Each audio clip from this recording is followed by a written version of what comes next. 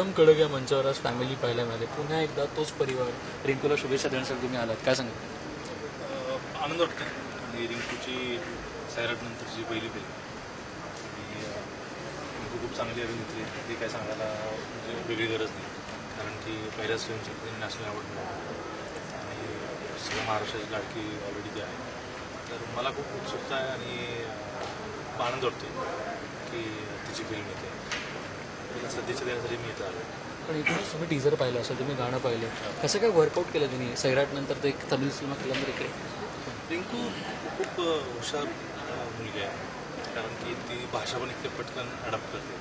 ती कन्नड एक फिल्म केली तर ती कन्नड इतकं अस्खलित बोललेली आहे, किंवा सैराटमध्ये सुद्धा ती तेलुगू जे काही बोलली आहे ती पटकन हे करते, अडॅप्ट करते.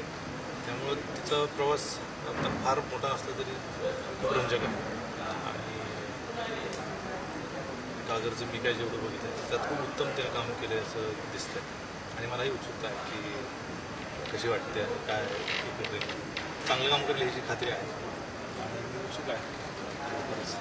उत्सुकता करता आम्हालाही होती. जो ती आमच्या स्टुडिओजमध्ये आली, ती कॉन्फिडेंटली आता सगळ्यांशी बोलते. त्यांनी 12-13 किलो कमी केले. या सगळ्या प्रोग्रेसकडे बघून खूप प्राऊड वाटतं की स्वतःहून ती करते. तिला वाटतंय स्वतः सिनेमासाठी हे असं करावं. अर्थात मी म्हटलं की ती म्हणजे सैराटमध्ये तिने जे काही केलं, सैराटसाठी जी काही तयारी करायची होती, जी काही तयारी तिने केली ती खूप उत्तम केली. तिने खूप कष्ट घेतलं स्वतःवरती. मला वाटतं अनेक मुलाखतीतून हे बोललेलं आहे की ती तिच्या भूमिकेसाठी खूप लक्षपूर्वक एकाग्र चित्तानं ते काम करायचे. आणि जी सवय आहे ती म्हणजे नवखी जरी असली तरी खूप उरलेल्या एखाद्या कलाकारासारखं ती या माध्यमाकडे बघते. आणि त्याच्यामुळे मला तिच्याकडून खूप आशा आहेत की ती खूप चांगली काम करते.